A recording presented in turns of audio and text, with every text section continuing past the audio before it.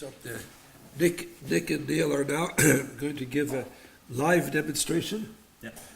Live demonstration of a data collection at the Diamond Light Source. And this is going to be in preparation for the data collection that will go on from noon till midnight in the other room. So pay attention, detail, so you don't have to relearn it there. Please, go ahead, Neil. Thank you very much. No, that's right. Thank you. Okay, so if you remember from when I was speaking yesterday, we went through how to set up the investigators and the ERA in the UAS, the administration system. We looked at creating proteins and shipments in ICE-by-B, populating those with containers filled with our samples. And what I'm going to do is I'm just going to pick up from there. So that's all pre-beam time work. Your samples have now arrived at Diamond and we're ready to get them loaded and get going. Now normally this will be done for you by the local contact, but when your samples are being loaded into the robot, we've got this on the main menu here. We've got assigned containers, and we can choose our visit. Oh, this is tiny, isn't it? Let's make that a bit bigger. There we go. Right. So we choose our visit, which is today. And you can see here a picture now of what's in the robot dewar. All 37 positions, so that's 592 samples worth. We don't have that many today. Up in black text up here, you can see the puck label. Now that's read when the puck with the 2D barcode that we put on every puck, when that's scanned when it goes into the robot dewar. And down here you can see the shipments for the course, the 2 dewars that were sent through. And these white boxes here are pucks that have been assigned. So it's assigned, it's in the sample changer. You can see your samples here and what's been collected on those. So we've already started some collection this morning. We got onto IO4 early, and we've got the first structure solved already. And that was done within about 5 minutes of the data collection finishing. So fast DP ran, and because we had metadata, we had the PDB file for the molecular replacement homolog, that just ran straight away. So it's important to provide the metadata if you want your results quickly. Okay, so to assign the containers from this, it's quite simple. We just click a container, in this case 1813, we drag it up, find the matching barcode, and pop that in. And that's all there is to it. So 3539. So obviously on a bigger monitor you can see all this at once. On the laptop it's a bit small. So 1813. What was that? So we've got two pucks called 1813. That's a new one.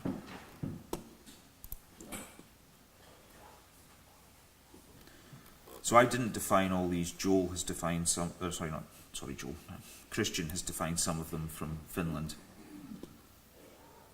Okay, that's test samples anyway.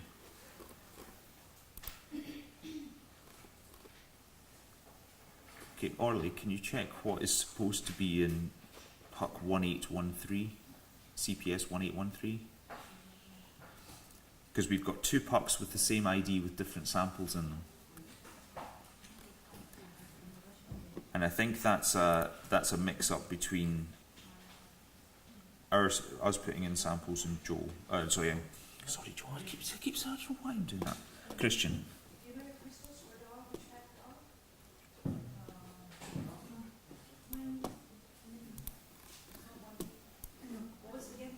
CPS 1813.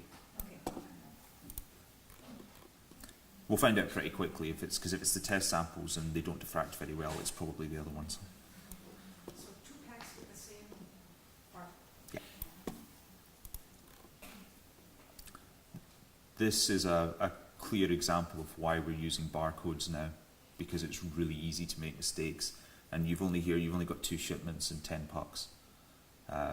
When you're loading and unloading 37 at a time, it's a lot easier for human error to become involved. Okay.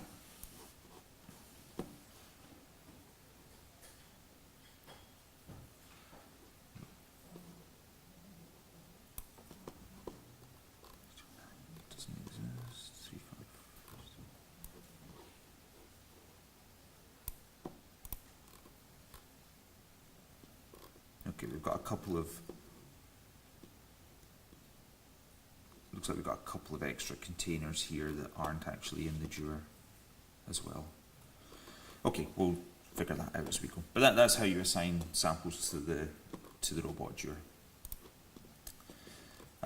So I was saying about the, oh, we've maybe just solved a second structure.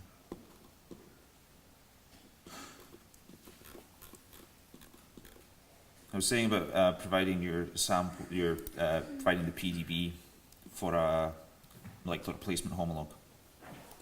So this was Orley's data that we collected about an hour ago, and you can see here the per image analysis that I was talking about earlier. It's what we're looking to see here is this. So this is the red dots here are the estimated resolution. Now this is just spot finding, so that also includes things like ice, and in this case you can maybe see, well maybe not, let's open this up. You see down the bottom here we've got a few spots sitting around. Those are little ice crystals on the surface of the loop. So even though our resolution here is saying 2 angstrom, it's not really 2. What we're looking here for is in yellow is the number of spots found, and in blue is the number of Bragg candidates, strong reflections found. Fast EP ran within 2 minutes or so. The stats are reasonable. The resolution's not especially high, but because we provided a PDB file, Dimple ran, and we've got our R feed 38%, so it's going to be perfectly usable as a molecular replacement solution. And we can just quickly, through the web, have a look at the map and model. And you can see there that we can expand up the density. So this is UglyMol. It just runs, it's like Coot, but it's not Coot, and it runs in a web browser. You can't do any building, but you can do things like toggle the representation and expand the map and scroll up and down the density levels. But that looks reasonably convincing. So with the right metadata, you can... You should turn the lights down a little more. Yeah. I don't Turn the lights. So if you're learning it to work, it's up or...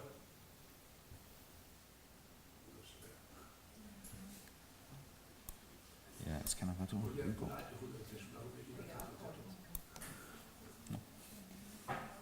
think it will be better with less light. Yeah. Hopefully you'll believe me though that's a solution there. We'll get better maps. Was there this regular inhibitor in this one, you know? I don't think so, but we can have a look. Let's see. Let's turn off the help. So we've got, this is the model. I don't think there's anything in here.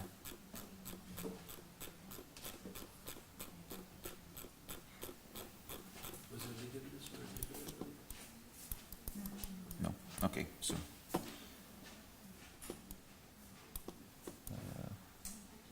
Okay. So yeah, it looks reasonably convincing anyway. But that's not, this isn't what we're going to look at today. So here's another one here. So this one was actually zinc, one of the P53 crystals, and it didn't diffract very well, but we used it to run a spectrum. Again, just checking to see what elements were in there. So we picked up the zinc, we also picked up the iodide. And you can see here this noisy region. So this was the incident beam energy that we used for this spectrum. And you can see how that swamps out, that dwarfs any signal from the metals. So if you're searching for an element that's up around 12 keV, we'd have to move the beamline to a higher energy before performing this scan. Otherwise, you're not going to pick that up. we did a spectrum. So you can see, we did a fluorescence scan, so you can see the edge here. We get automatically our peak and inflection values for a MAD experiment. Grid scans to center on the crystal. Indexing. And in this case, we also changed the chi and phi angles to align along a twofold axis so that we're getting our anomalous reflections on the same image. We collected a data set like that. It's going to about 3.6. And FastEP reckons it's solved the structure. So it reckons it's found sites from that. The FastEP maps don't always look very good, so largely depends on your signal strength and your solvent content. So it doesn't look especially convincing here, but what we can do with some of the test samples, we'll go in and we'll be able to see that actually comes out with quite a good map. But Dimple ran as well. And Dimple, again, the R3 is down about 40%, which at 3.6 angstrom for a molecular replacement solution is not too bad at all.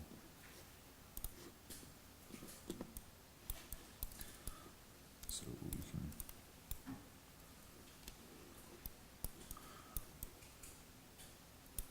again, that's yeah, it's not the best, but it might be a potential solution, something to investigate further anyway. Okay, right, let's go in and actually collect some data. So we've got our NX connection. Just log on.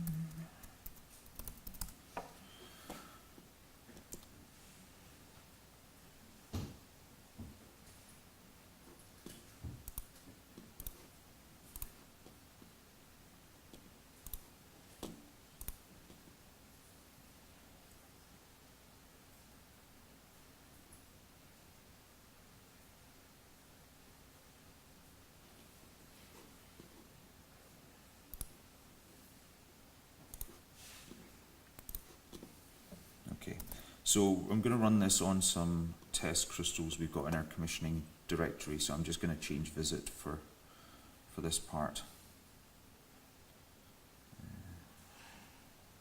Actually, no, let's not do that.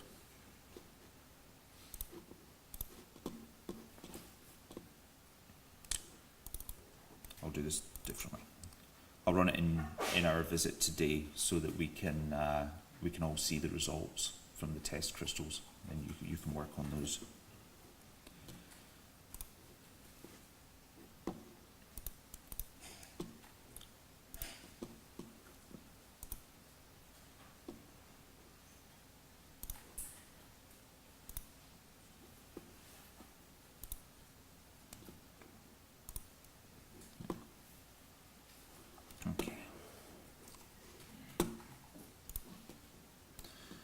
Okay, so when you log in, this is the view you'll get in GDA. Because we've assigned the containers in iSpy-B, you can see here we've got all our puck positions and all your samples loaded in those with all the comments ready to go.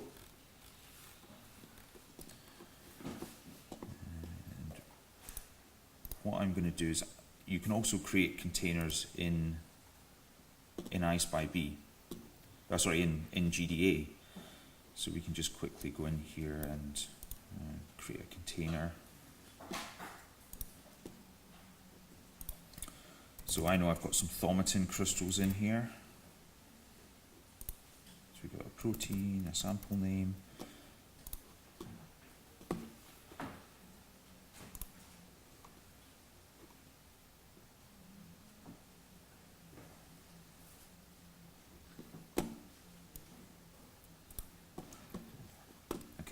So before we control the beamline, we need to take the baton. We've got a green light. So we can see FRAX crystals mounted still. So we can unload that one.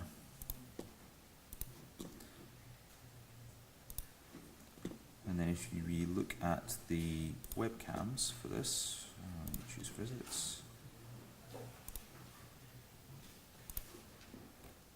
we go, we can see the robot moving around. So it's unmounted the sample, it's off to dry.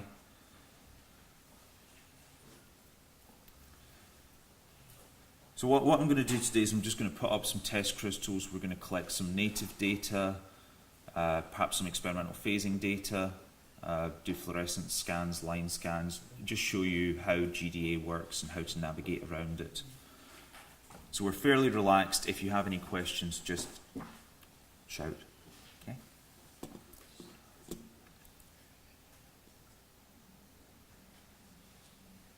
Okay, so our robot's finished moving. We can request a new sample load.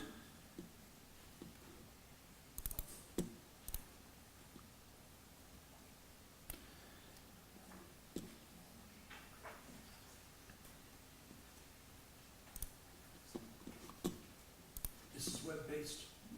Yeah, this is running, no, the NX connection is running via an SSH tunnel, which seems a lot more stable than the VPN. So it's no machine? Yeah, so this part isn't. This part is, the iSpy-B is web-based.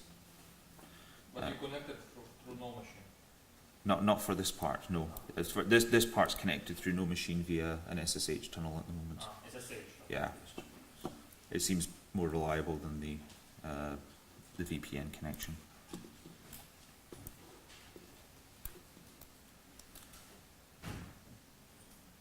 So there we go, that's our sample being put up just now.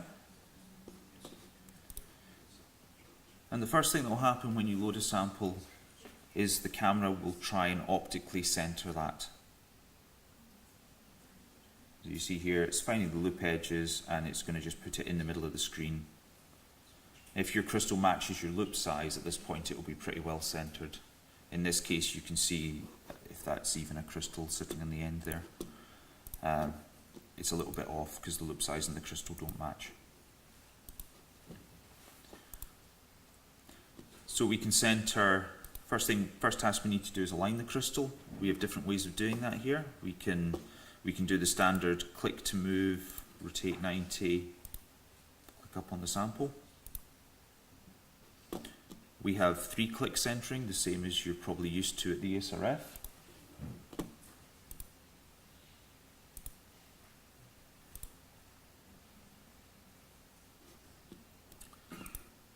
OEV centering is just what the robot did at the start. When that first sample went up, it found the loop edges and moved it to the middle.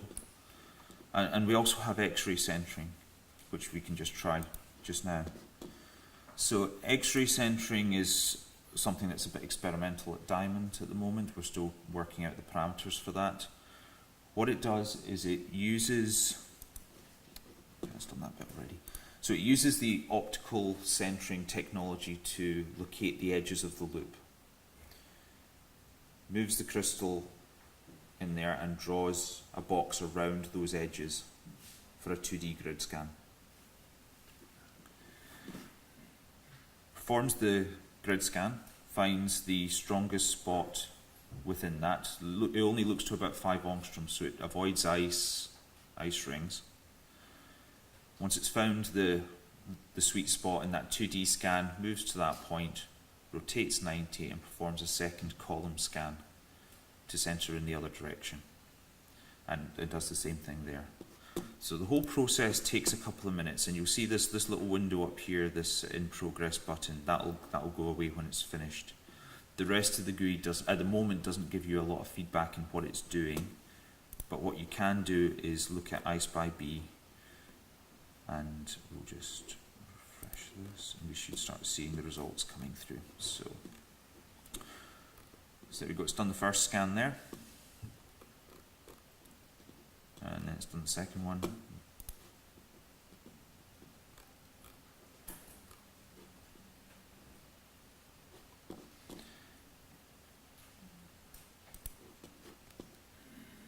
And it should be pretty much finished. There we go. So that's it done. It's auto-centered the crystal at what it thinks is the strongest diffraction spot. So you can see that's pretty fast.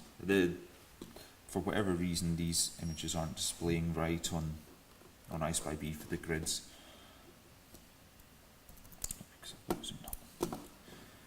Okay, so we've got our crystal aligned now. So I guess the next question is, does it diffract? And here you've got a variety of different, so you could do a manual grid scan on the crystal to yourself to see what it looks like. But because we've done the X-ray centering, we've already done that and we're happy. So we'll go along to data collection. You see here we've got two tabs. We've got a data collection settings and we've got screening. And screening allows you to set up parameters just for maybe doing a few test shots. And you can have those separate to your data collection settings, so you don't need to keep changing over the settings every time you want to do a screening or a data collection as you go from sample to sample. The other thing the screening tab allows you to do is queue up samples. So you see we've got the option here to run current, but we can also select a list of samples and run those. So you could select a whole puck, run through it and collect screening information for all of them if you wanted. That's going to be nice and fast if your loop and crystal size match. If you have to do X-ray centering for each, it'll take a bit longer. But if you were going for lunch, for example, you could turn on X-ray centering, put up a bunch of ligand soaks, and the program will just work through. And if you change, instead of taking 3 screening images, if you take 360 degrees of data, it'll put each crystal up, X-ray center, collect a full sweep, and move on to the next one. And you come back from lunch and they're all done. Okay, so before we do any data collection, let's just have a look at the naming. So you can see here in grey that we're naming the samples using variables from I/B. So we've got $protein acronym, $sample name for the folder structure, and then $sample name for the prefix. So what that's going to do is it's going to make a folder called Thaumatin _1, and then within that your frames will be called Thaumatin_1_0001.cbf and so on. Any subsequent run you do will be _20001.cbf. You can change those and configure defaults, so you can change them for each different data collection mode. So screening, grid scan, that's the one at the top here is your default data collection settings. So you can name these however you like. You might want to put, say, a folder in front here, Weizmann, for example. If you had multiple groups in Israel running the same on the same visit, the same bag application, you could put all your results into one folder.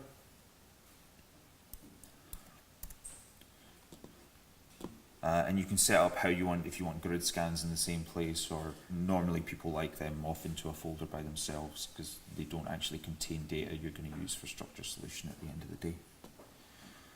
Line scans at the moment aren't going into a separate folder, they're being treated as normal data collections. Okay.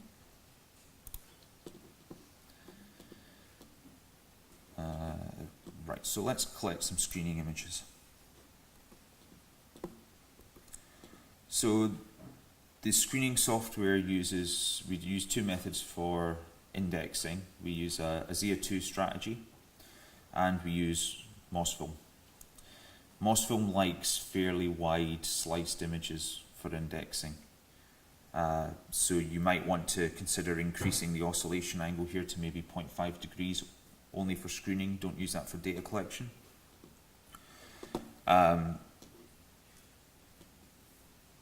And the delta 45, so that'll give you an image at 0, 45, 90 for 3 images.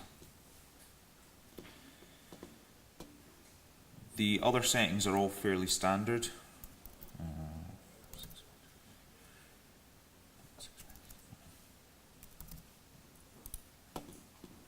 We had the energy changed previously, so I'm just putting that back to the beamline default.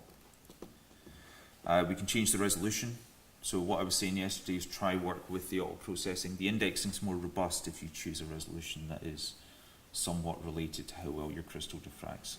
And I know that's a bit of a sort of chicken and egg situation because you don't know how well it diffracts, that's why you're doing screening. But what you can do is if you if you set the detector edge at say 3 and it's beaming off the edge, rerun the screening with the detector much closer in. And you'll get a better result. You don't just need to do one set of screening images, you can do a couple. Okay, so let's run that. So at the moment we've got our detector edge at 2.8, our sample centered, the default parameters on this are generally okay, so we'll run that. And because we're changing energy, we get a bit of a warning, but that's fine. So what will happen now is GDA will take some pictures of the crystal, just to show you what you're shooting. And what we want to do then is switch to I/SPY-B for the results. So you can see here, here's our X-ray centering stuff still up. And as those images are collected, they'll come up in I/SPY-B. This is why having a second monitor is really helpful. You can have your I/SPY-B up on one, or even a second computer, have I/SPY-B up so you can track your results as they come in, and then you've got the beamline control separate. This also means other people in your visit can sit remotely and see the results coming in, see the auto-processing results, and keep track of how the visit's going.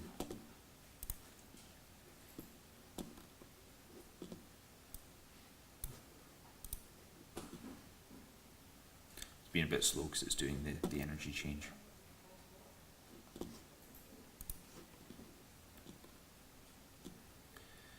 Okay, so you can see up here we've got a series of filters for the I/SPY-B information. You can filter by name, so we could filter, let's see, so the P53 data we were collecting earlier, you can just view those results. You can filter by data collections or any, so that gets rid of all the robot loads and just keeps grid scans, data collections, screening images.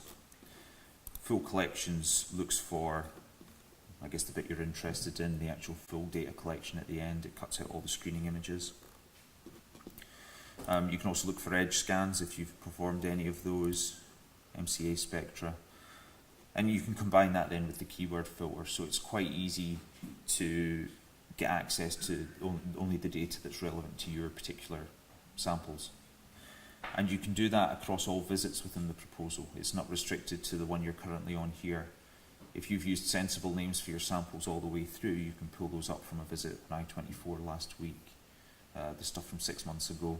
You can see what data collection settings you used, how much data you collected, what the results were like at any time.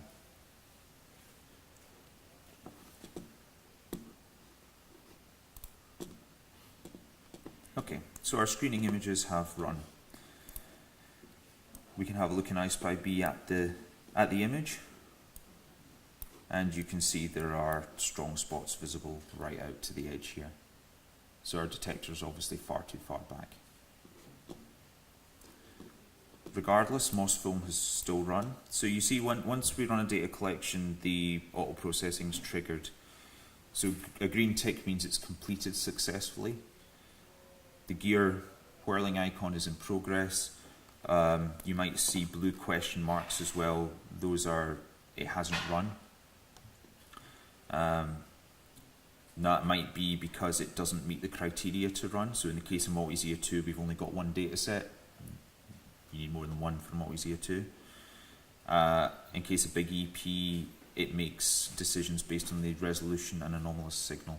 So I think that's chosen not to run in this case. And because we haven't provided a sequence, Mr. Bump hasn't run. And you'll see that 2 of the Zeer 2 jobs have started but failed. We don't get any information in I/SPY-B as to why they've failed, but you can go down and have a look in the log files and see.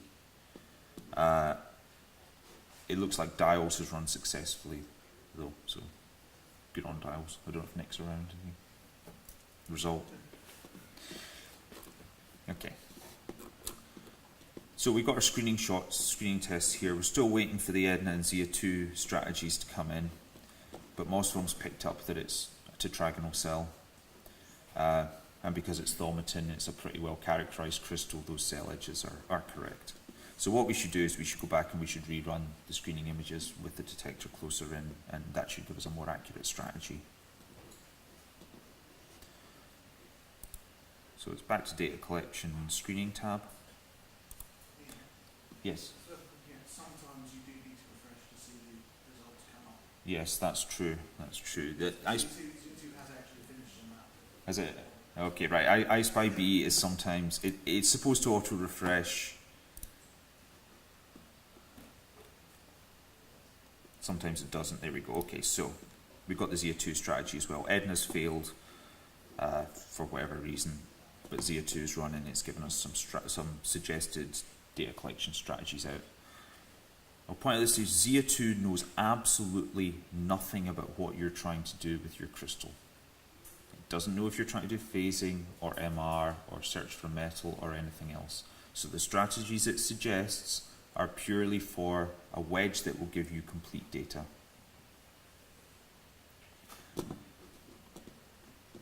The other thing you'll notice is it's suggesting an absolute transmission of 1%, and that's because our detector edge is too far back.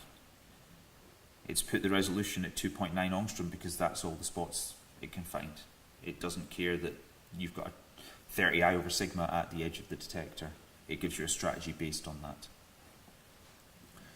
And this is why when getting the detector edge right when you're doing your screening is quite important, because here it's suggesting a very low transmission just to get to that edge. If you have the detector edge at 1 and your crystal's going to 3, it can suggest bumping that transmission up to silly levels to try and get the spots to the edge. It's not going to happen. Okay?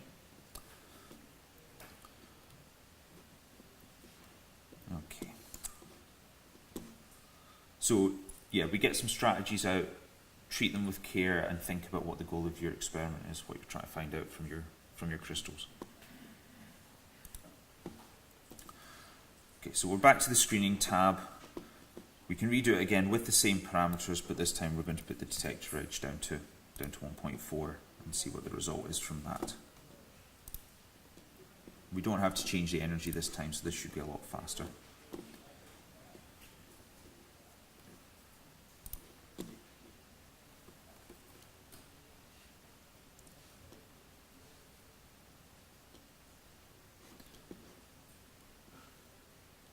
So you can see for each collection here you get a brief summary of what you've done and the settings you used. So that could be quite useful after the fact, going into sort of look back at what you did. We should have a flux value here. I'm not sure why that's reading 0 at the moment. Clearly we've got X-rays, so there's obviously a bug there. Okay, that's our first image through from that. So if we have a look at that one, we can see we have the odd spot. We have the odd spot down towards the edge, down to about 1.5, 1.6. So I think our detector edge is at a more sensible value just now.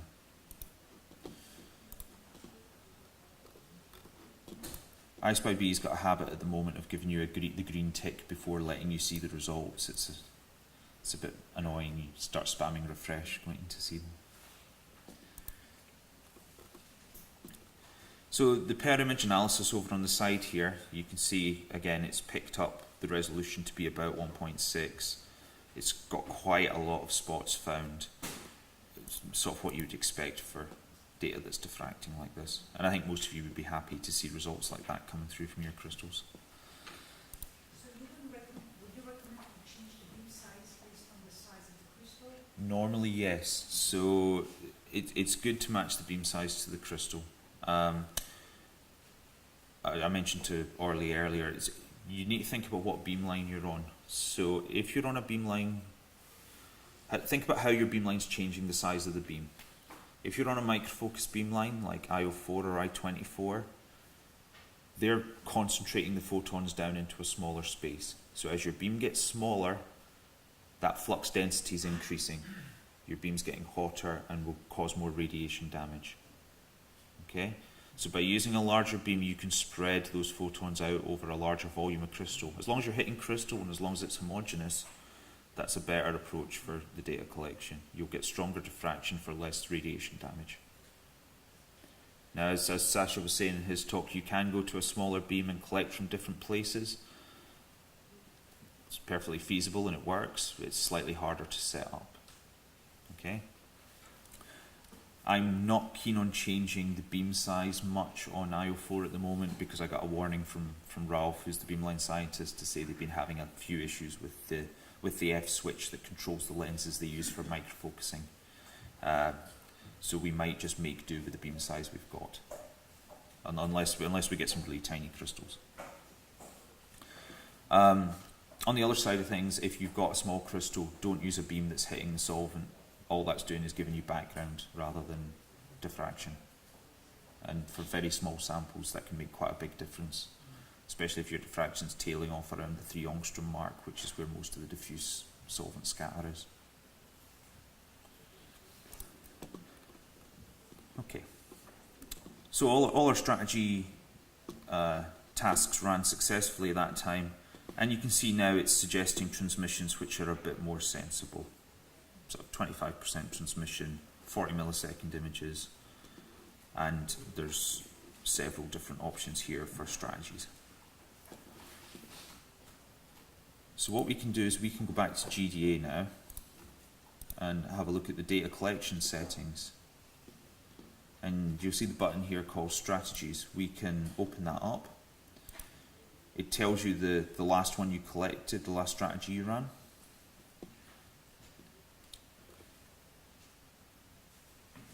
Sorry, I'm just doing a time calculation in my head. That's okay. That is the one we just ran. That's fine. So we're going to take the high multiplicity ZA2 strategy. Not for any particular reason, just you need to choose one. And when you select that, it'll change the values in the data collection tab over here. What it also does is it changes the entries in the top column on the table. So you at this point could add experiments to this, so you can have multiple experiments queued up here if you wanted to collect, say, different wavelengths on the sample, or if you wanted to collect on different parts of the crystal, you could queue that up here, or even different wedges. So if you wanted to collect, say, a 60-degree wedge and then move 180 degrees and collect another wedge, you could add those here at this point in the table and run all, and it would go through and do both collections at once. We'll come on to that later because we will actually do some inverse beam SAD and MAD collections, and that's how we set that up through here as well. But initially for this one, we've just taken the strategy. It changes the comment for the crystal to show you what strategy you're using. I'm just going to put these back to 0 because I had those changed for the experimental phasing collection we were running earlier. And when you're happy, run scan. So again, we switch back to ICE-BY-B. And for a data collect, so you see here for the screening image, it took it took 2 images at 0 and 90. And you check your crystals centered. For data collection, it takes 4 images. I think was it 0, 90, 180. I think that's the angles it uses. It takes 4 images around, so you can go back and you can check your crystals centered throughout your data collection, and that's worthwhile if you look at your per image analysis and see that, well, the resolution drops off to 0. There's an obvious gap in there somewhere. You're missing the crystal. You can go back and check, was it aligned properly or is something else going on? So it's done that. It started the data collection now, and we can see the per image analysis coming in. So we're going to collect, I think we're collecting 360 degrees here. And you can see the spot analysis is trending down. Now I'm not too worried about that at the moment because that could just be the crystal thickness. As the crystal rotates, the amount of material in the beam is changing. But what we want to see with a 360-degree scan is we want to see that come back up and down.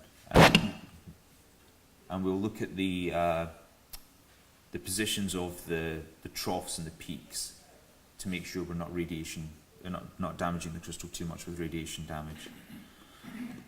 So if we've got our settings about right, what we should see as this progresses, it will come back down here, and the bottom of the trough should be pretty much a flat line. If that looks like it's sloping down at an angle, you're probably hitting the crystal a bit hard.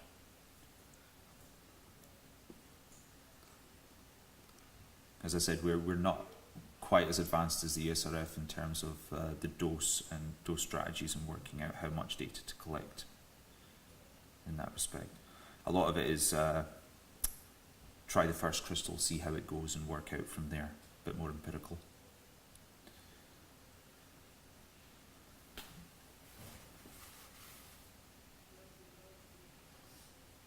So I'll maybe stop doing such long data collections after this one.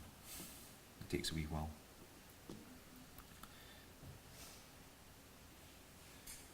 So you can see now all the auto processing jobs are sitting waiting, and the moment that data collection finishes, we should start seeing the results coming through quite fast.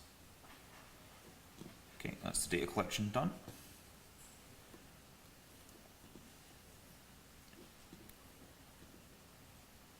So at this point, you could go on to the next crystal. If you weren't going to do anything else, you don't need to wait for the results to come through on I/SPY-B. If you're doing, say, ligand soaks and it's just get the next crystal up again and again and again, you probably wouldn't even look at I/SPY-B, you just get the next one up and go. What I was saying yesterday about flexibility in the schedule comes into this as well. If you were doing phasing now, for example, you might want to wait for those auto-processing results and have a look at them and see, is there an anomalous signal there? Do I need to collect more data to get that up so I can find the sites? And at this point, it would be good perhaps for somebody else to start collecting their samples just to make sure the beam time's used effectively. What's important is that you don't just sit and rush through and collect all the things, especially for something like phasing, without thinking about what you're doing.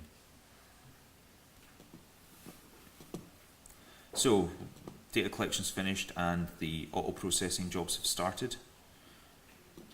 So in this case, we've got FastEP, the ZIA2, two ZIA2 jobs with XDS. One uses a few images for indexing, the other uses all of them, and a ZIA2 dials job, and AutoProc.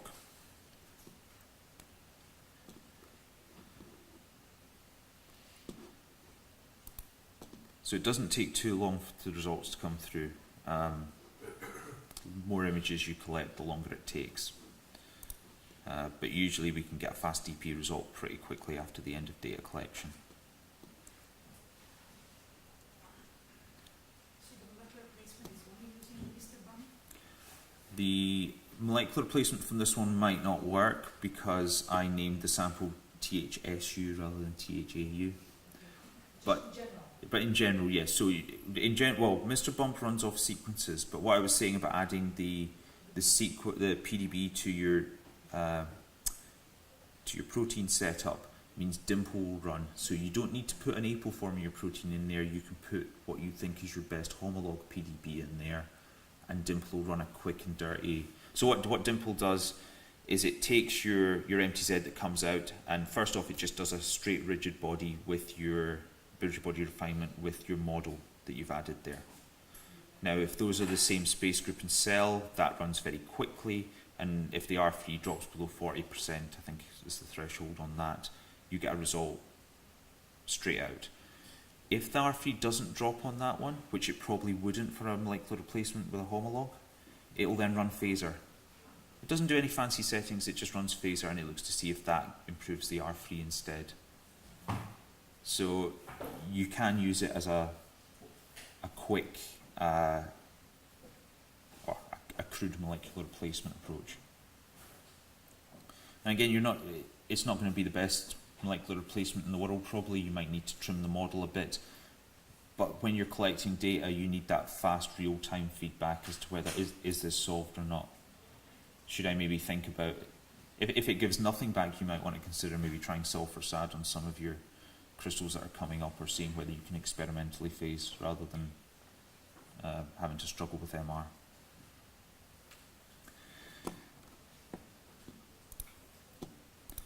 So it's what I was saying yesterday. Sort of work with what the auto processing pipelines do, and you'll get through your data faster.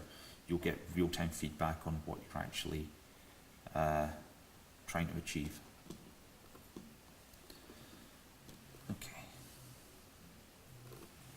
Okay, we'll move on to the next one. So what I'm going to do now is I'm going to load up something that's got some anomalous signal in it. And we'll just create another container here.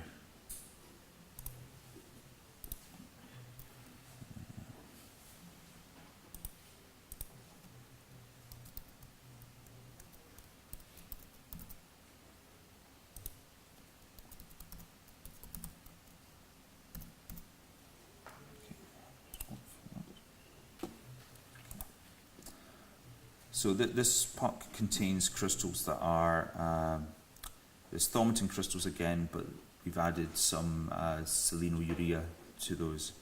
And that sits on the outside of the protein, a bit like bromide or iodide would. And it obviously provides you some selenium you can use for phasing. So let's load up that.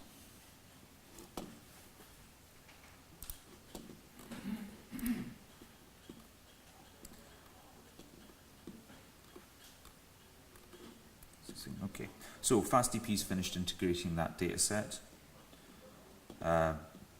It's happy enough taking it to about 1.6. Stats look good. You'll notice that it hasn't identified any screw axes. FastDP doesn't try and do that. You'll get those automatically through any of the ZIA2 jobs that run, or the autoproc job.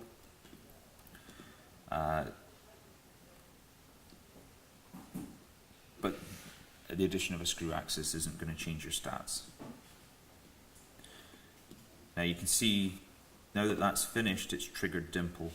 So obviously because the protein name was spelt correctly, so the thaumatin part. So that's the protein name, that's the sample name. So because the protein name, we've defined the PDB, it's running dimple now. That doesn't take very long to run, but the results for that will appear in here once it's up. Okay, so we've got our next crystal.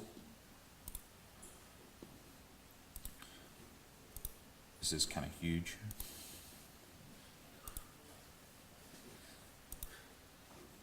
Okay. So we're reasonably well centered there. So what we can do is we know we've got an element in there we want to have a look for. I'll show you there's two different ways of detecting your elements. There's the fluorescence spectrum and the fluorescence scan. The scan looks across the theoretical edge for the element to measure the changes, and that will give you your F prime and double prime for phasing experiments. The spectrum simply looks to see whether there's an element there. So you illuminate the crystal with X-rays and you measure the energy of the X-rays that come back, and they correspond to elements within your sample. Now I'm going to change the beamline energy up to 15 keV, and that takes us away from the selenium edge, which is the default beamline energy. Because the spectrum's measuring the X-ray, the energy of the X-rays scattered from your sample, if your element's close to your beamline energy, it gets lost in the noise. So IO4 focuses its beam using the CRL lenses and the F switch. So you can see here it's sitting having to move different lenses in to maintain that beam size at a different energy. So it just takes a moment to do.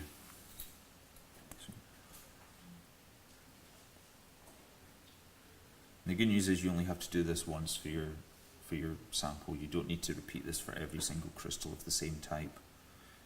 Once you've done your fluorescence scan on one, those values are valid for the other ones.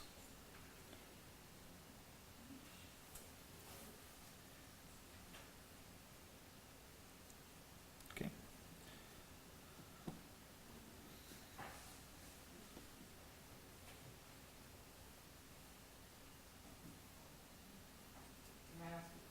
Sure, Rick, yeah.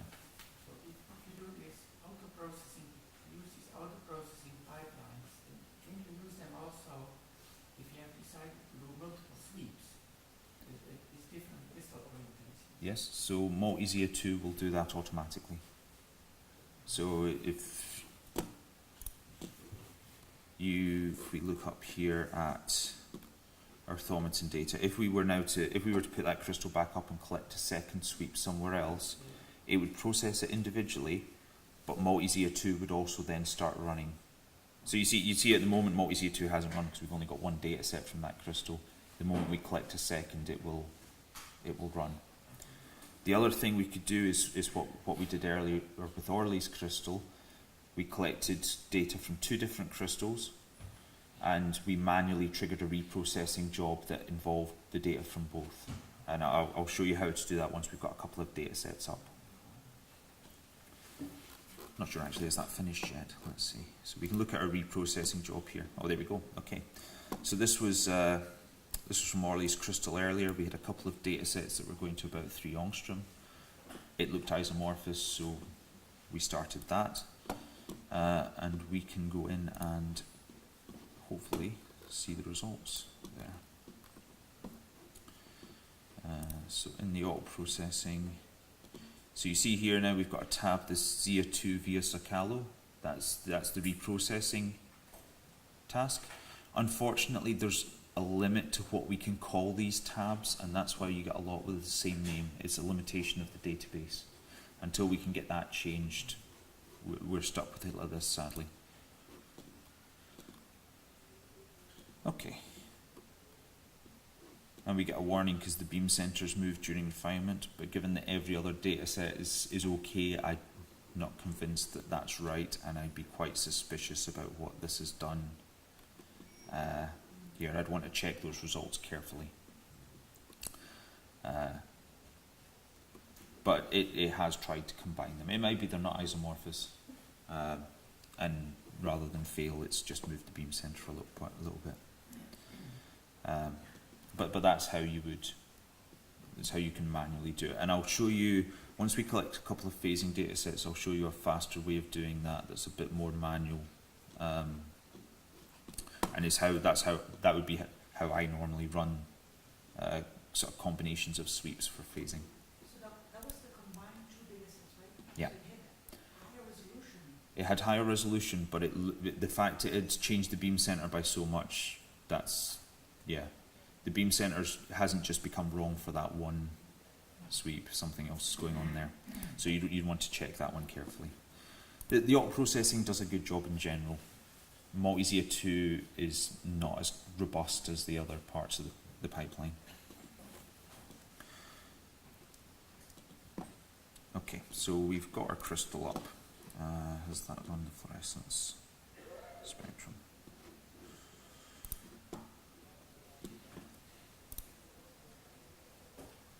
Okay, no, we hadn't triggered the spectrum, we just changed the energy. Okay, so on to fluorescence spectrum then.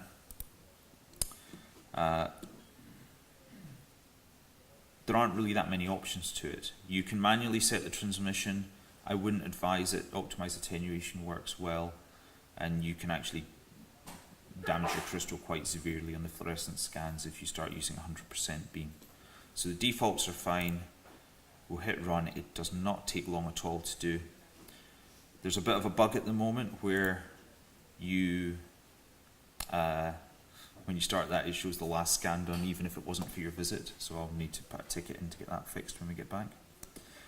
Because IO4 has a cap axis, it's very, that has to be at 0 before we run a fluorescence scan or a spectrum, because we don't want that to crash into the fluorescence detector when it rotates. So that's why it came up and said about centering being complete. So all we need to do is click the centering complete button, and then it will go back and run the scan.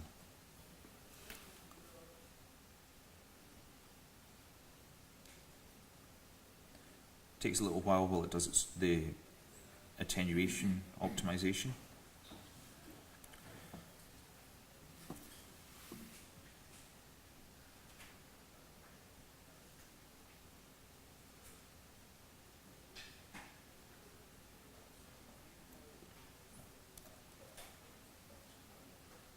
you get the status down here of what it's trying to do.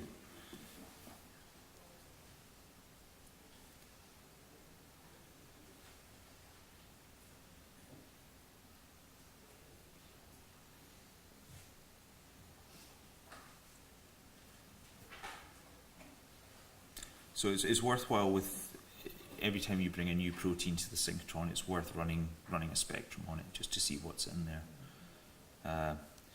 Whether you're just using it to sort of further on in model building to identify what metal you happen to have in your sample, whether you've got something you maybe want to do some phases on, you can see if there's any native metals in there. Sometimes things surprise you. And I mean, it will detect calcium if you happen to have some of that in there. You pick up some things down at these low energy ones. So in this case, these were the iodide peaks from Efrat's sample.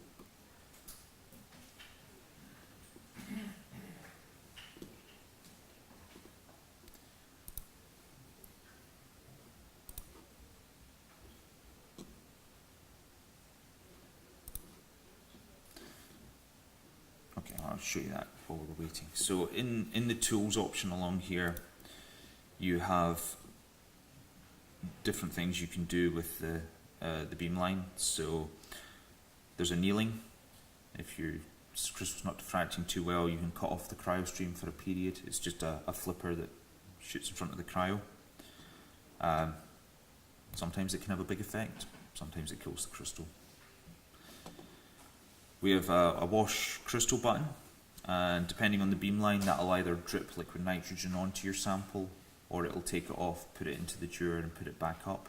The idea is you're trying to wash away surface ice on the crystal that might have been either during the freezing process or during transit.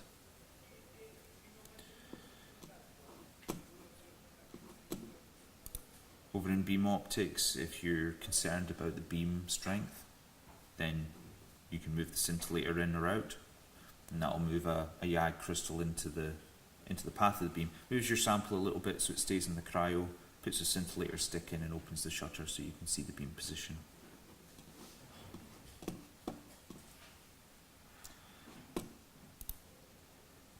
This attenuation thing is taking an inordinately long time.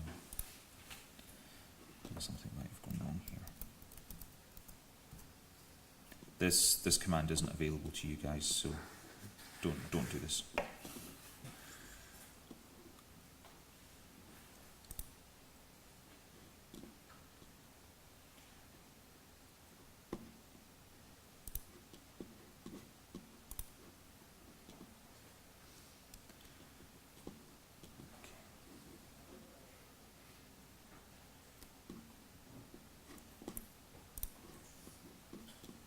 So the other place you can look for information is the log panel. And you can see here it's done the optimization attenuation. And it's waiting to bring the beam back into position. Okay. So that does look like something has gone wrong, so let's just stop that.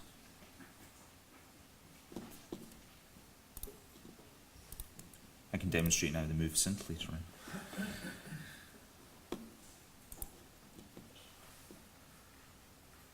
So again, what I was saying about where you're choosing to collect your data, having a phone that's able to make international calls can be quite useful. Hopefully we won't need it, but we'll see.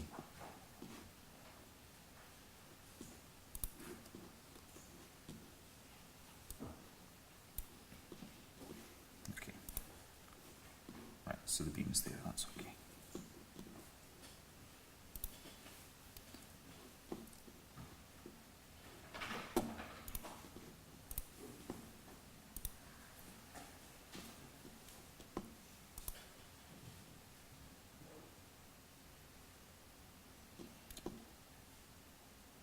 Okay, let's try that again.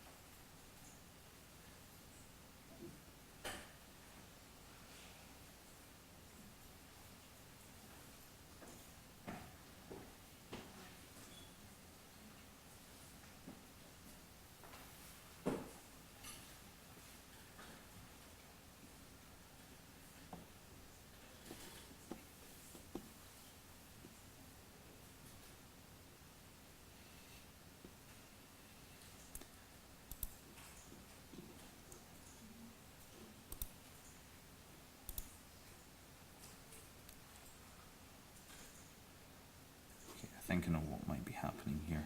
So when we move to a higher energy, the beam interaction with everything in the system becomes a lot lower. So that's why when you move to a higher energy, you need to increase your transmission. Move to a lower energy, you need to decrease it. So what I think is happening is we've moved to a high energy, and the XBPM that we use to control make sure the beam's at the sample position isn't very happy with its position in its hunting, and that's why we're not progressing on from this point. So yeah, so that's why we're stuck at this, waiting for feedback to bring beam back into position. Okay, so we'll just stop that. Okay, right, we'll do a fluorescence scan instead. So we know there's selenium in there. So you choose your element. It gives you an option of the edge. So if you're using something like mercury or platinum, you can go down and you can choose your L3 edge. You've got to give it a file name. And other than that, that's all you need to do. We just hit go. Again, you get the warning about the sample centering. So what it's going to do here is it's going to change the beamline back down to the selenium edge, which is the sort of standard operating energy for IO4. You don't know what kind of metal might be bound to you. Yeah. Is there one command that can screen the whole? That's what that spectrum is, which was misbehaving. So we'll try it again. I won't move as far up with the energies, but we'll do the scan first. But if you want to get the absorption edge, you have to redo it for that. Exactly, yes. So your idea is you would do a spectrum, identify your metals, and then do a scan of that metal edge to get your energies for your peak and inflection. So you did that for front? I did it for the zinc. So we can see that. Let's see. That was P53, wasn't it? Yeah, so on the crystal here, we ran the spectrum first, and when it does run, this is what you get. You get the series of peaks out, and the software will automatically identify what absorption lines those are from. So we've got a nice strong signal here for zinc, and we've got a smaller signal here for iodide. So we can, from that, we did a fluorescence edge scan, which is what we're doing just now, but we did that for the zinc, and that gives us our peak energy and wavelength, the inflection energy and wavelength, and the F prime and double prime values associated with each.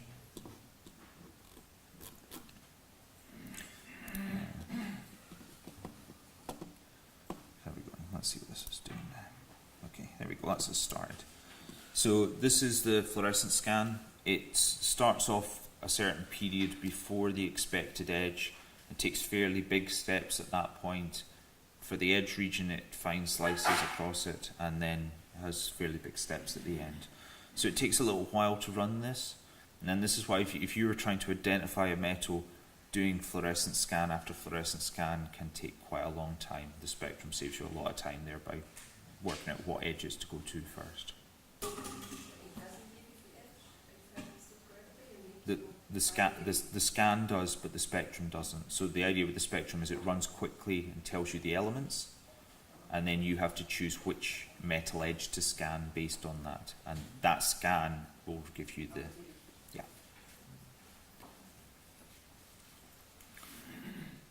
So neither of the fluorescence tools care whether your metal's ordered or not. So if you have it in solution, you'll get a strong signal.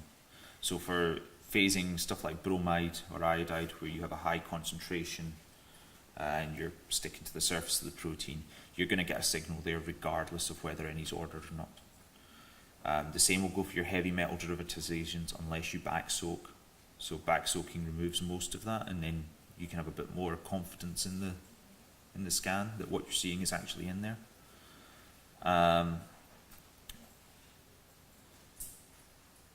It's probably still worthwhile doing a fluorescence scan if you've got a bromide soak, just to give you values for the edges, maybe allow a couple of EV difference just in case the position within the protein changes it slightly. But you can see here we've got absolutely colossal signal. 5,000 counts is a lot.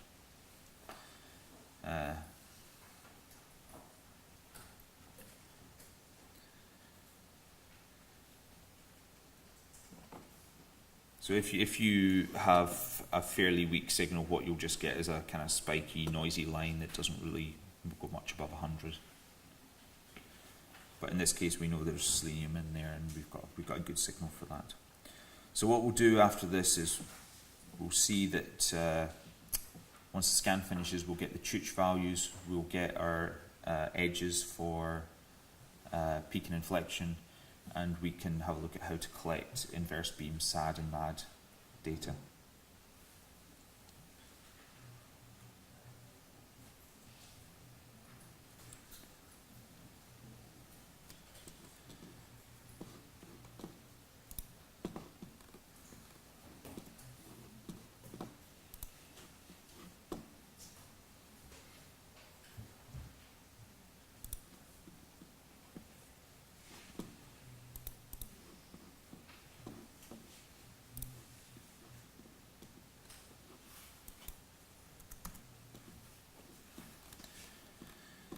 Okay, so from that first crystal we collected, you can see that dimples run.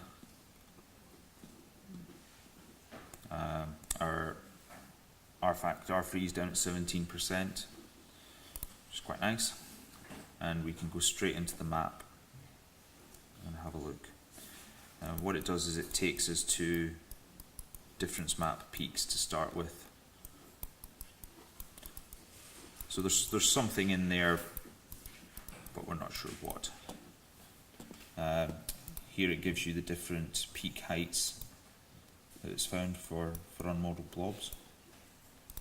Points of interest, so you can navigate around there and quickly see whether there's something in your protein or not. It looks... What's this they've got in there? That's just alternate confirmation. Okay, but that's, you can see you get pretty quick feedback on these things when you've got something in place.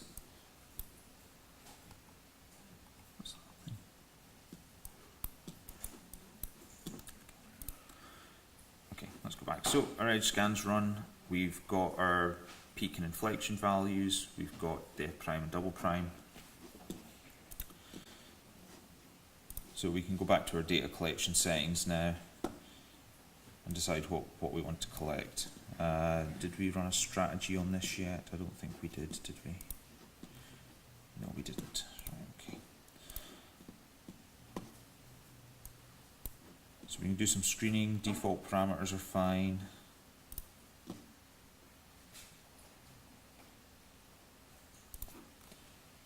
Actually, yeah.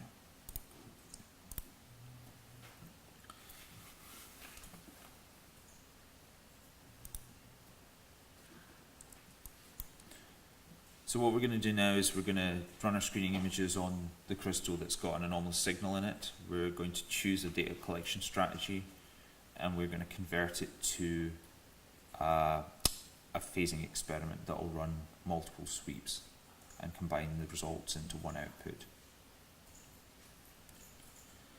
So you have a choice here. You can choose to do SAD or MAD. Selenium's got an edge. We can hit the inflection. We can hit the motes on. And at this point, it really becomes a decision for you. So if you've got high resolution, SAD works really well regardless of solvent content. So SAD generally gives you phases for the reflections with strong anomalous pairs. So if you have lower resolution data, you might not have many reflections with that you get a phase from SAD. Now if you've got high solvent content, solvent flipping will extend that and you'll get a decent map.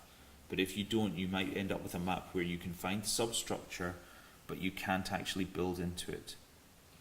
So then could you repeat with the high solvent content? Yeah, so at high solvent content, so with SAD you measure anomalous pairs. The phases you get are for the reflections with a strong anomalous difference, maybe 20% of your reflections. You then have the SAD ambiguity where you try solvent flipping to try and figure out what the correct hand is. But if those phases aren't enough to give you an interpretable map and your solvent content's about 50%, it can be very hard to interpret the resulting map. MAD will give you phases for all the reflections. So think about your resolution, think about what you've got in there. If you've got a weak site, then weak phasing information, then MAD might be better. First thing first though, you need to be able to find the sites, and that's all about the peak data. So sometimes it's maybe worth collecting a couple of sweeps on the peak, check you can solve the substructure, and if you're finding the maps are hard to interpret, then go back and collect a high energy remote and inflection. And again, that's the flexibility in the schedule. You don't want the beamline to be sitting doing nothing while you're figuring out whether you've got a substructure solution or not. So get somebody else on, get them to collect some data while you do the analysis. So our screening shots should hopefully run. There we go. Resolution looks good. It should be with the size of the crystal, it's absolutely massive. Okay. So again, our detector edge is probably a little bit far away, so it's suggesting very low transmissions. Now in this case that's not so bad because this is a phasing experiment. We're not really concerned about resolution. What we are concerned about with is getting a nice high multiplicity, well measured data that doesn't have radiation damage in there. So we've got our strategies have come out. We can go back to the data collection tab, import a strategy, and I think we're just going to take this gentle strategy just now.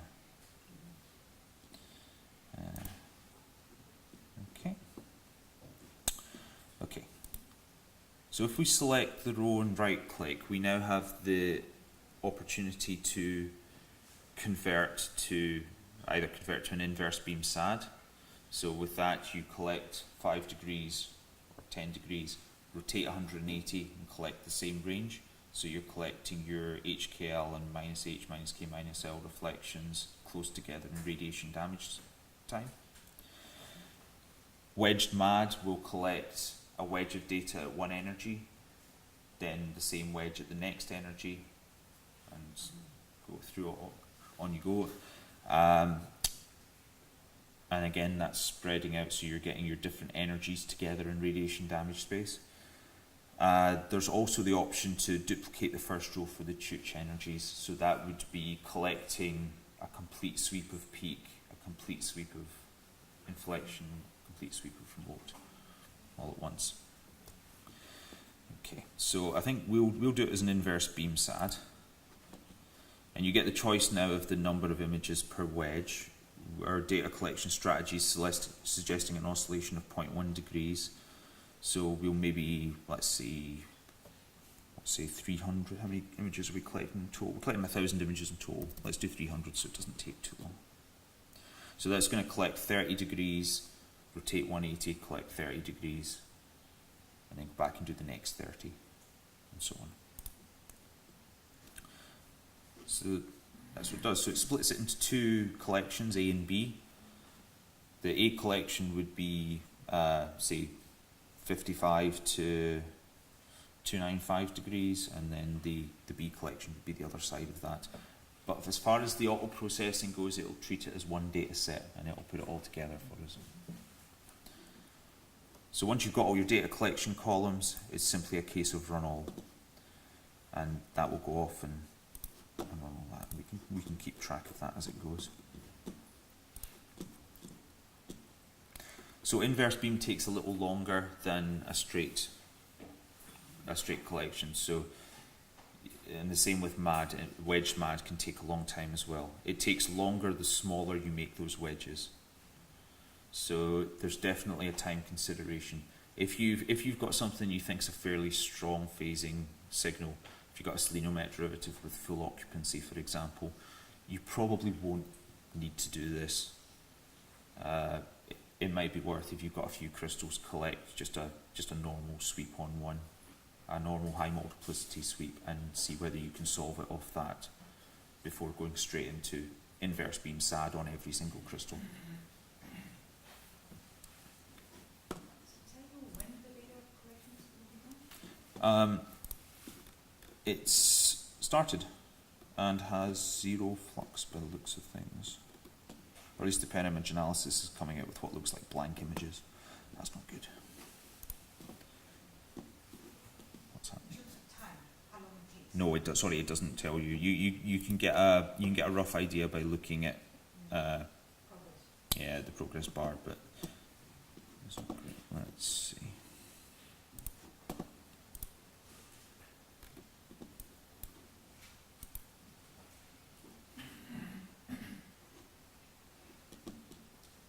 That doesn't look right at all. Okay, let's stop that. This getting referenced at the peak wavelength. It was supposed to be, yeah. Yeah, 12659. Or 12657.9. Let's see if I can. So I was just going and check that the beam's okay because that looked very much like those frames were blank.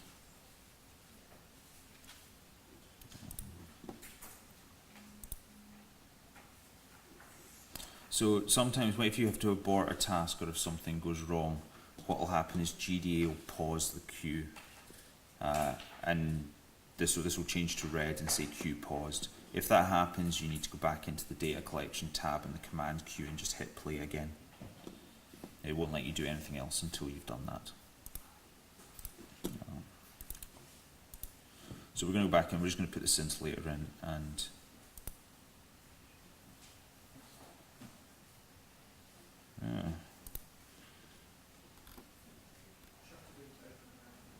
yeah, triggering, was it? Graham's looking at it. Okay.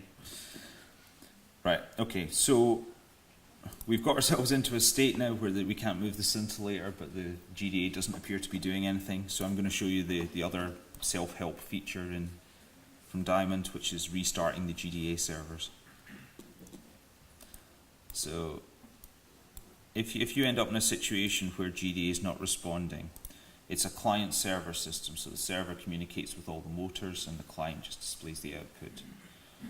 So if you end up in a situation where the client can't move anything, you need to restart the GDA server.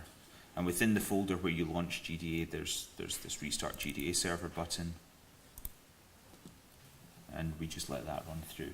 Now if you restart the server, then any client that's connected will also need to be restarted once the server boots up again.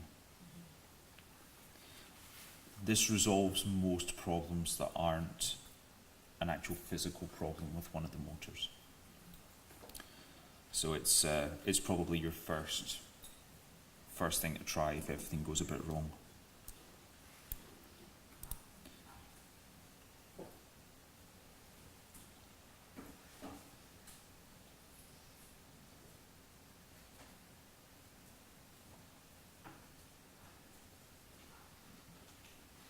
But hopefully you can see here that this is a fairly fluid process. I mean, we're sitting halfway around the world running the interface in a very similar way as you would if you were sitting at a computer in the hutch.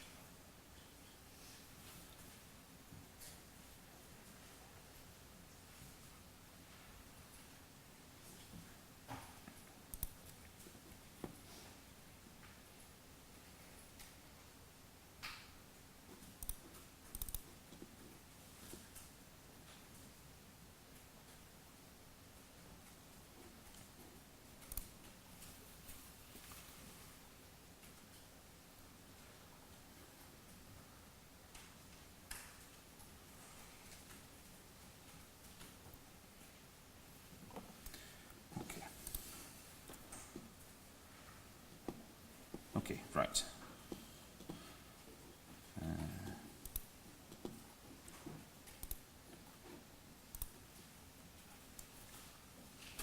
So I'm just going to move the scintillator in and check the beam position. So you see that restarting the server's brought back control now of the scintillator sticks.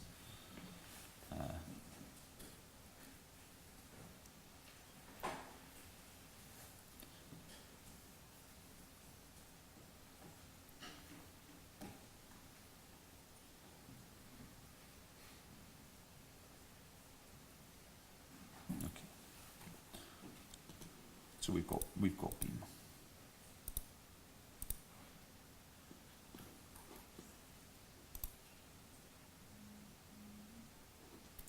Looks quite weak.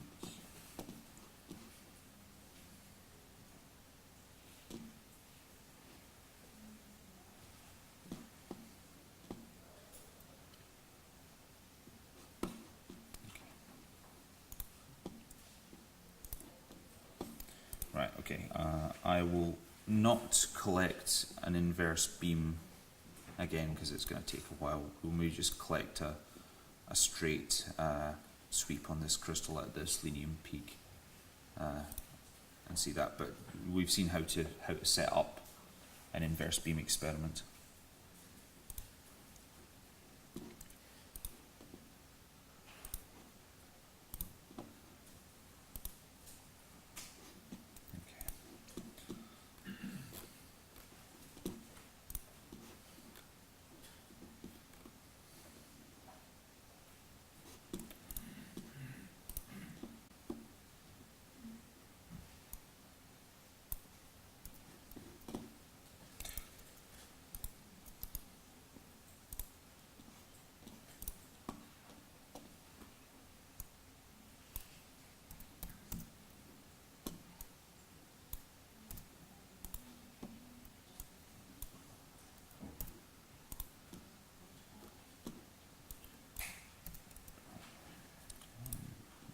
Strategy. Okay.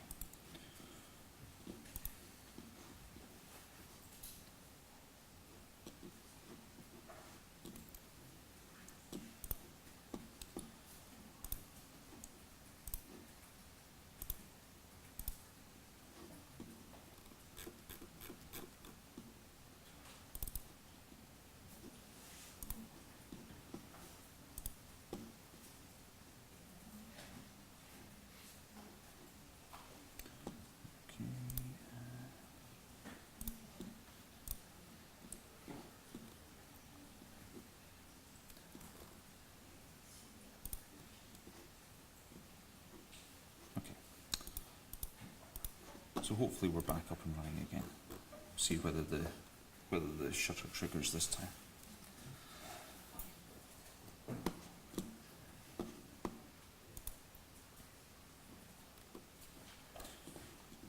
So although we aborted this this data collection, you can still see the way it sets up in GDA. So you only see the results in iSpy-B for the first 300 images of sweep A, but when the auto processing runs, that will include all the frames. And it's on as a group data collection, so you can see down here there's 2 data collections, and if you click that, that will show you then every single part of that, or every sweep.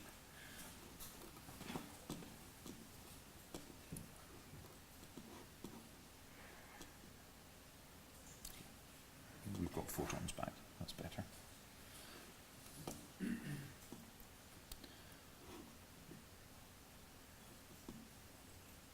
So in this case, this is just a quick collection using the anomalous strategy that we determined for this crystal.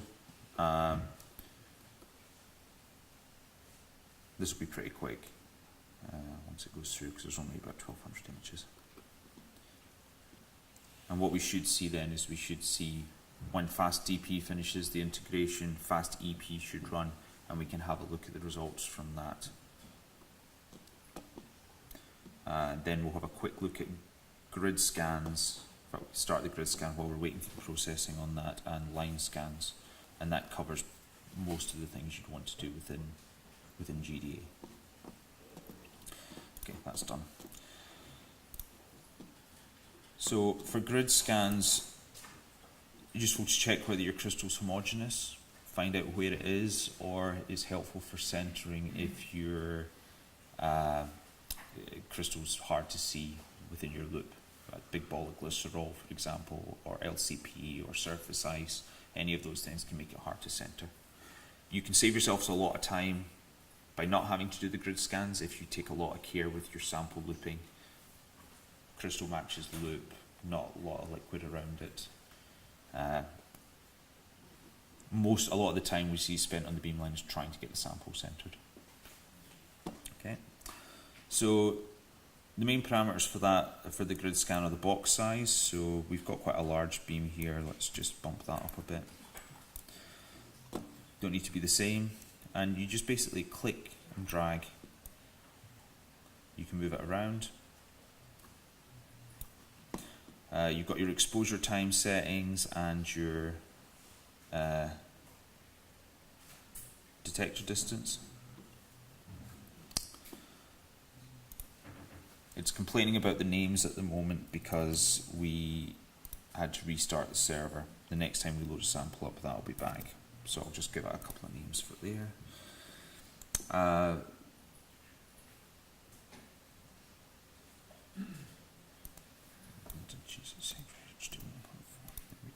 Right, okay. So we run that, and this will run in a snake fashion, so it will go along, down, along, all the way through.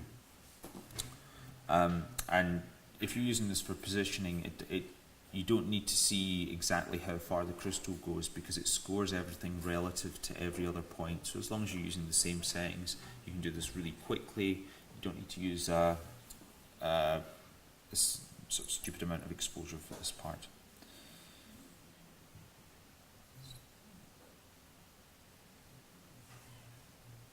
So that's it. That's pretty quick, and the scoring comes through fairly soon after that. And what we would hope to see is a picture of the crystal and a nicely matched grid of diffraction strength on that.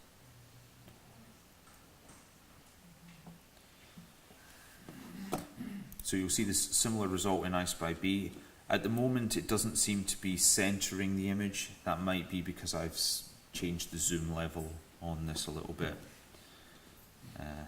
But eventually what you'll see is you'll see a picture up here of your crystal with an overlay of the grid pattern, and you can click through and see the individual diffraction images from each point, just to check that there's no multiple lattices or anything in there that might be biasing the results.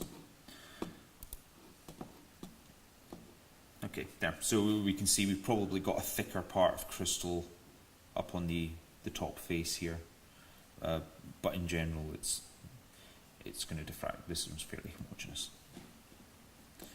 So you've got two pages, the grid scan and the grid scan results. These are separate to stop you accidentally clicking somewhere and losing your grid, which was a problem people seem to have quite a lot previously. So now the left click action changes depending on what you select on down at the bottom here. So at the moment we've got the showing the diffraction image. We can change it to move to the box center if we want to center on a particular place on the crystal via the grid. We can use it to select positions for data collection. You might not need to use this, but this is more if you've got a mesh with lots of different crystals on it and you want to maybe collect 5 or 10 degrees from each.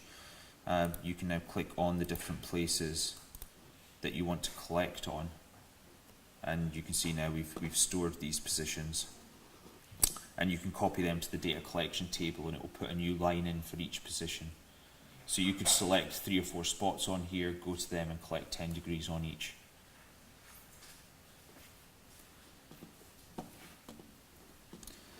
Okay, the other tool you'll use probably quite a lot is the line scan. So the idea with line scan is you center at the start of where you want to scan with your crystal and set the beam center to the start. Move down to the end and do the same again.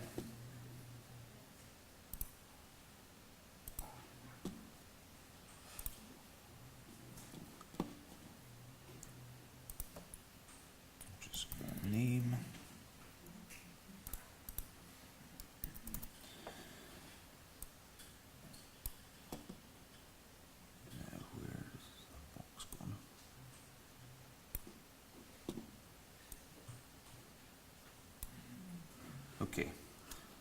So this part's important. There are two different types of line scan. There's a wedge scan and a helical scan. A helical scan continuously collects, rotates and translates at the same time. A wedge scan collects the wedge at that one place, then translates to the next and rotates for the next wedge, translates and then rotates. Okay? So a wedge scan is more like collecting manually on 3 or 4 different parts along the line. What's nice about doing it through the line scan is it doesn't then reset to 0 every time you choose a new position. It doesn't reset omega to 0, so you will get complete data along the crystal. So you could use that if you're wanting to collect a high resolution native for refinement. It means you can hit each part a little bit harder, translate to a fresh bit, collect some more all the way along. You can do the same with the helical scan as well. You just want to set your translation rate to match, so that by the time you burnt a bit of crystal, you've already moved on to the next bit. For some reason, it has set some default settings in here that are absolutely crazy. For example, 1,000 seconds exposure time. So we'll change that down to something sensible. We'll run a line scan. So at the moment, again, the defaults from this really are crazy. So a wedge line scan will treat each point on the wedge as a separate data collection. So what it's set currently to do is 1,000 wedges of one image. Not only will that take ages, it will hurt the cluster, and we'll get comments from Graham about how we've broken things. We have done this before. So we'll maybe set that to something a bit more sensible. When we set to 5 images, and we'll collect, say, 100 degrees at each. Oscillation, yeah, the oscillation's 1 degree, that's nice.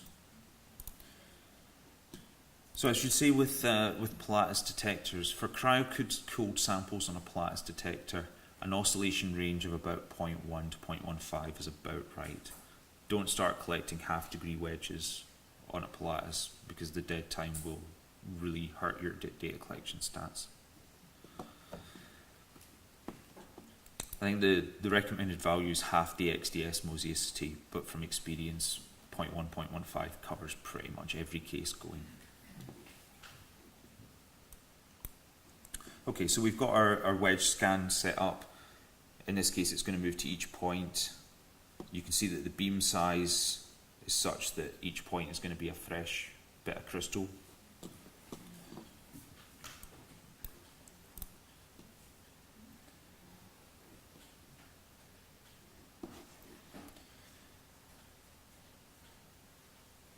And so that will go off and do that in the background.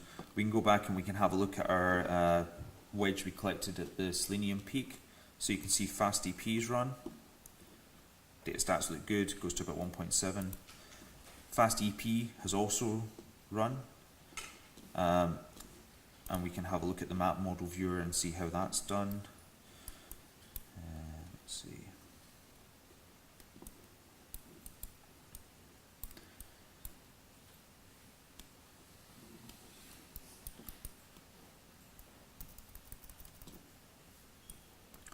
So you can see it looks like we've got some solvent boundaries in there for the density,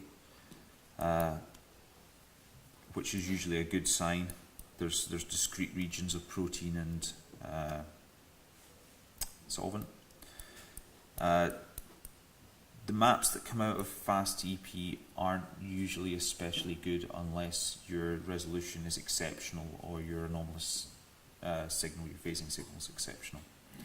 But what it can do is it can give you a very quick idea as to whether your substructure is solved or not. And I'll So the different PDBs options, there are, where the when you go to the electron density, yeah, let's go ahead and have a look. So in the map model viewer, right. So on the left side, you have the top left side. those are the different sites it's found. So this part changes depending on what pipeline's running. So for Dimple, it will display blobs. Sometimes it just displays residue numbers. For experimental phasing, it'll tell you the Skeletonize this map. Maybe we'll see if you No, sadly not. I think that would be a really nice feature. That's exactly what I would do looking at an experimental map, is turn on the map skeleton and see whether you can see helices and strands. It really helps interpret it.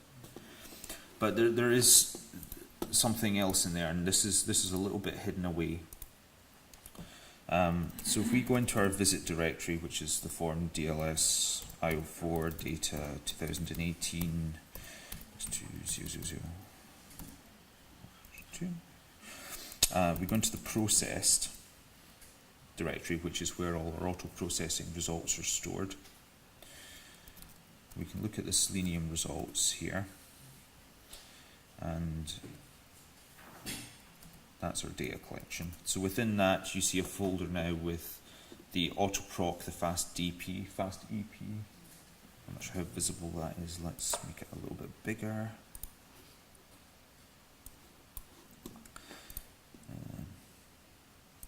Okay, and the Multizeer 2. So this is where all your auto-processed files are. We're interested in the fast EP results. And if we list that, we can see, so what's happened is FastEP has run on multiple different guesses at the solvent content. It's run in multiple different space groups. It's also run with multiple different choices of the number of sites to find. We can have a look at that in the FastEP log. So you can see here at the top you get your standard shell XC output that gives you your D double prime over sigma. And for each space group and solvent content and number of sites, it runs shell XD until it thinks it's found the best one. Okay.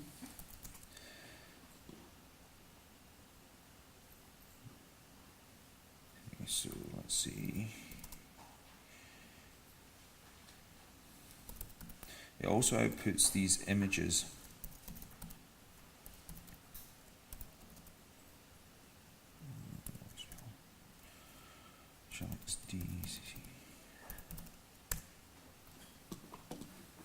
Okay, so these are your CC all and weak values for the each shell XD run.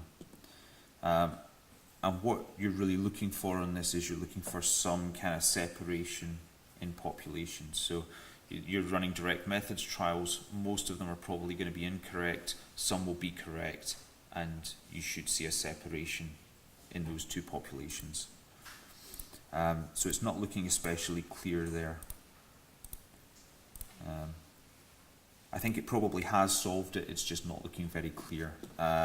So probably what you'd want to do then is maybe have a look later on and see if Big EP has actually run and solved the structure. Or you might want to go back and say, well, I'll collect another peak data set and I'll stitch them together. And I'll just show you how to do that as well. So we're in the fast EP folder. If we go back out and into fast DP, so FastDP runs via XDS. So when that's finished, it outputs the standard, the integrate.html and the XDS ASCII.html that you would expect from an XDS processing job. Now this integrate.html, you can take that file straight out of there and put it into Aimless. You can do that with multiple sweeps. And that's a very, very fast way when you're collecting data on the beamline of stitching together 2 or 3 data sets and seeing whether that's improving your anomalous signal for phasing. And this is normally how I would do it. It's a lot faster than the Multizeer 2. So it's not part of the sort of the diamond auto processing package, but it's a good way of getting a quick answer as to whether your phasing experiment is generating something useful. So what you would expect to see with each extra sweep you add in, those shell XC scores, the D double prime, that should increase and extend further. So you should end up with phasing to a higher resolution, phasing information to a higher resolution than you would otherwise have. Okay. Right, does anyone have any questions, obviously you'll all get a chance to do this on the through in the other room today. What kind of distance did you have between those points? Okay, right, distances. So we can measure that on GDA. If we go back to the alignment tab, unfortunately they go away, but if you just left click and drag, you get a measure there of the crystal distance. If the spots are too close, then you have radiation damage. That's exactly, yes. So you can see that's at zoom level 5. Let's go back to, if we go to a higher zoom, it will be more obvious. So you can see here the circle for the beam size. They're not going to overlap, but that is something to check. You wouldn't, in a wedged collection, you wouldn't want those parts to overlap. And there doesn't need to be much of a gap. 10 microns is more than enough of a gap. The other thing you could do if you wanted more wedges, you could drop the beam size a little bit. Particularly on a large crystal like this, as you're rotating, you're constantly moving fresh material into the beam, because we're not covering the whole crystal. We'll just have a look quickly. So that's the line scan there. It's stitched it all together. Gives you some details of what you did for the wedges. Dependent image analysis seems a bit interesting. I'm not sure what happened there. There's always the chance with a line scan that it's going to rotate off the crystal slightly if you're not careful with your start and end points, and I wasn't very careful setting that up. But that should run. Oh, okay, FastDP has run. It's just not telling me it. Yeah. Okay, it's run, but it's got the wrong space group. It's got the right cell, but chances are the ZIA2 jobs will pick that up properly. FastDP is designed for speed, not accuracy. And sometimes there's disagreement between the auto processing pipelines, which is why we run 3 of them.